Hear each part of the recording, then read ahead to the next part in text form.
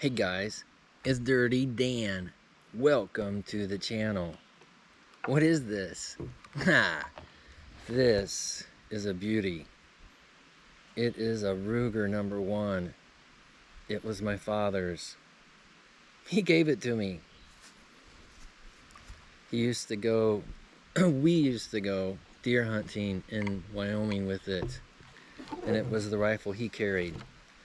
It's in a 30-06. I prefer 308, but I love this rifle. It is just a beautiful rifle.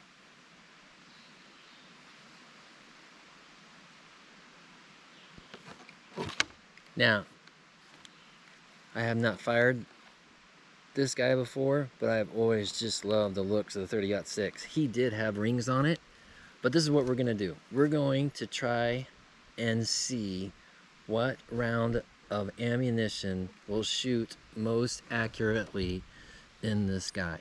This is what I do when I get a new firearm, whether it's a pistol or a rifle.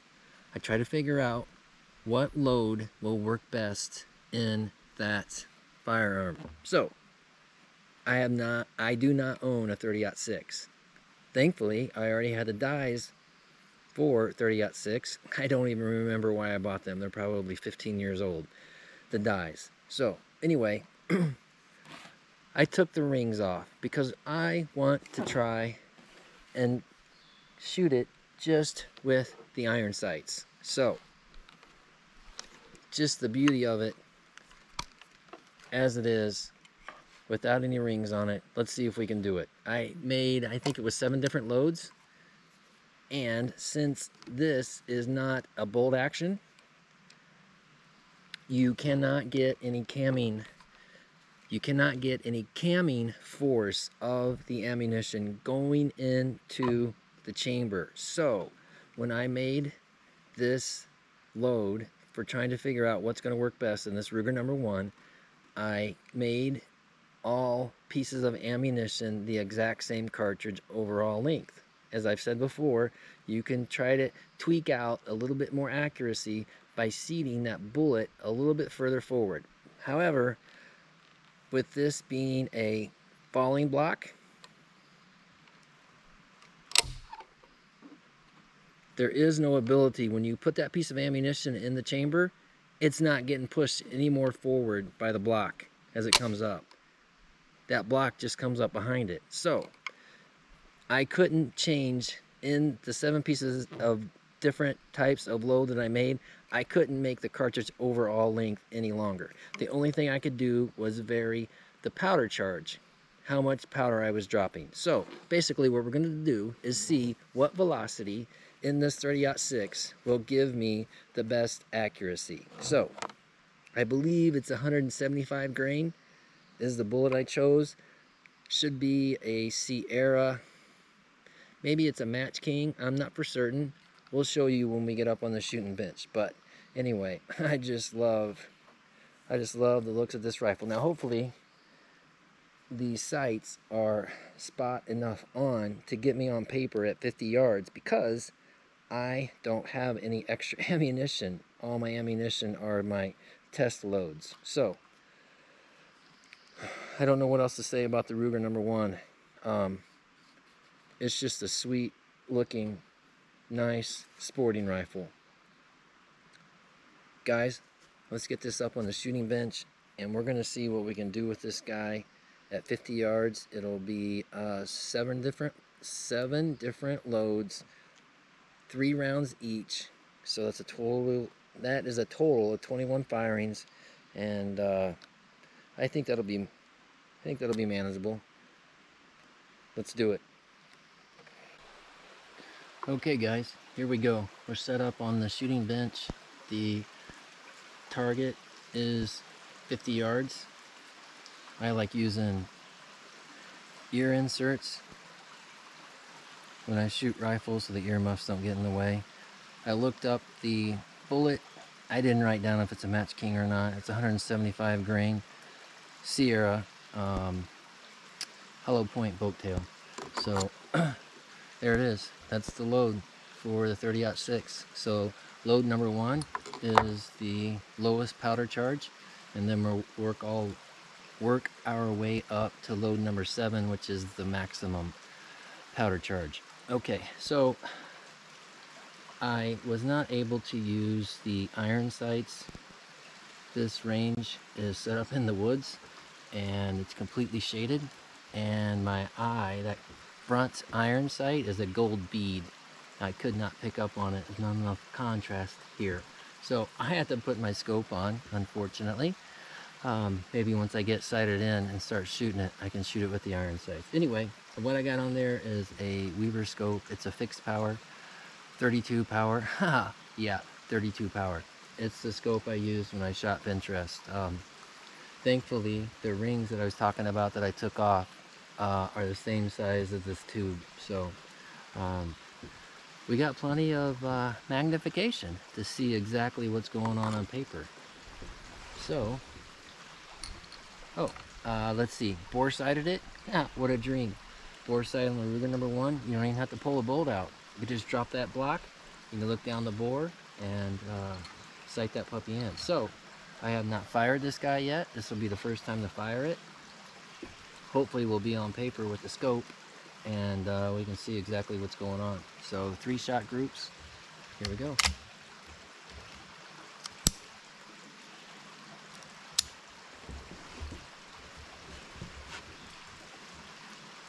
Well, you know what? I need to grab a towel. It helps with the arm, elbow, as it gets banged around.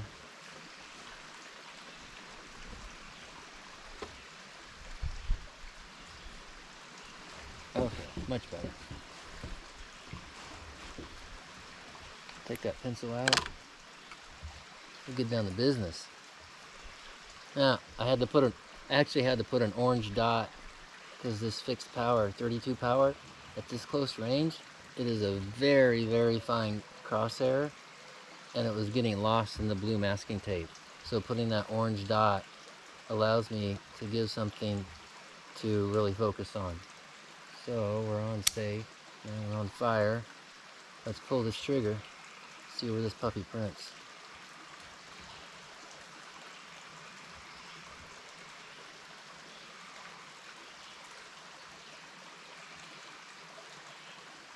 Always a little nerve-wracking the first time when you got your own reloads going.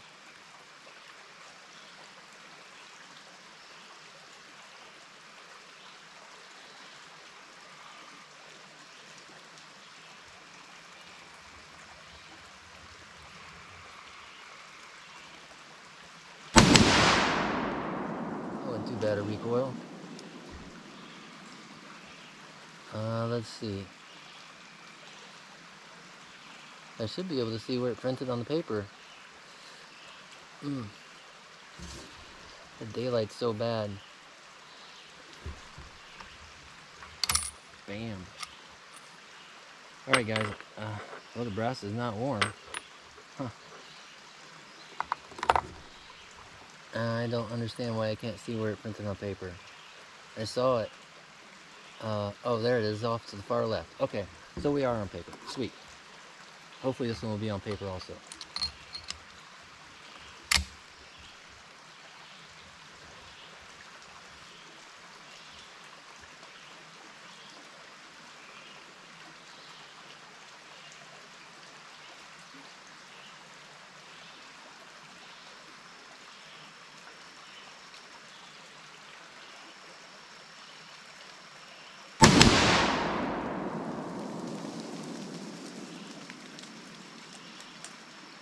Alright, another one right in there. I don't know, did I say that? The brass as it comes out gets stopped by the safety. Yeah, so the first shot of the 30-06 didn't feel too bad in the shoulder, but I can tell the shoulder is gonna it's gonna complain by round 21. I'll tell you that.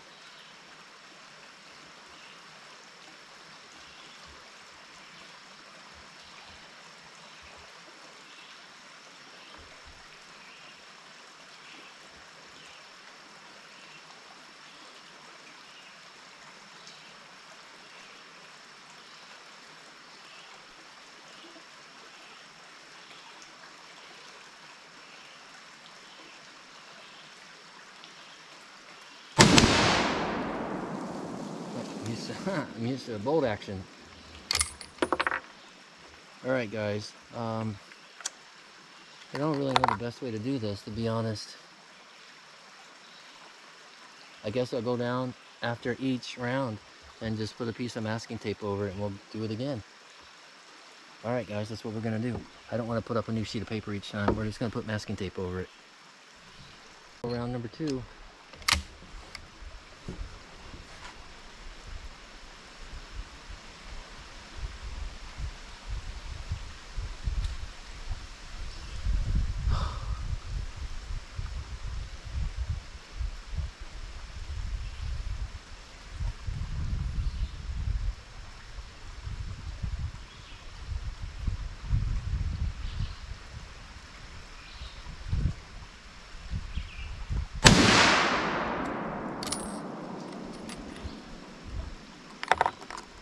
I would imagine it's probably printing in the exact same place.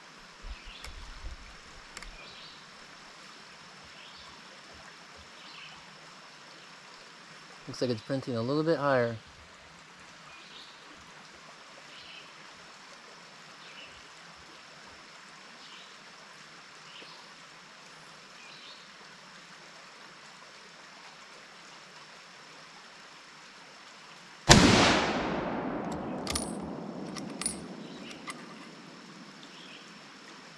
I haven't been watching for any signs of overpressure, but I don't see any signs. The primer pocket looks fine.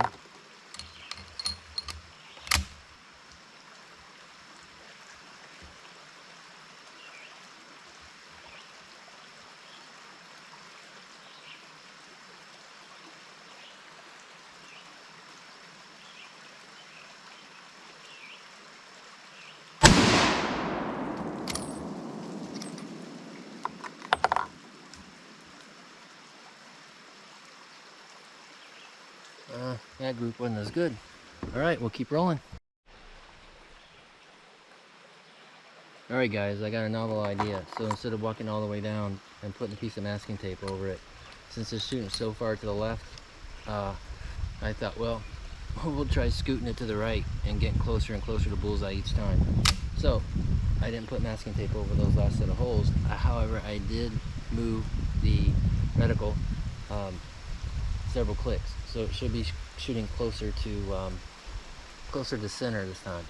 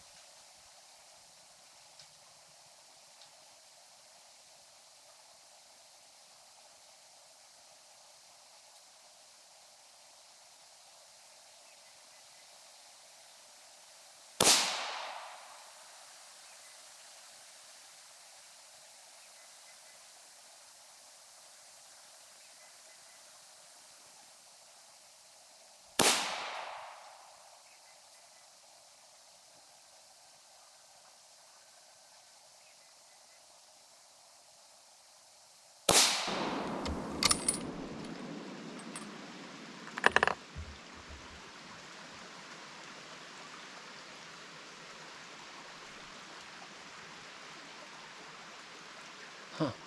Well, it looked like any of them actually were all about the same. So guys, there you have it.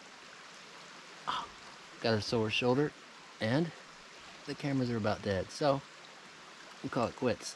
I hope you enjoyed the video. Guess what? I love this country, the United States of America. Thanks for watching.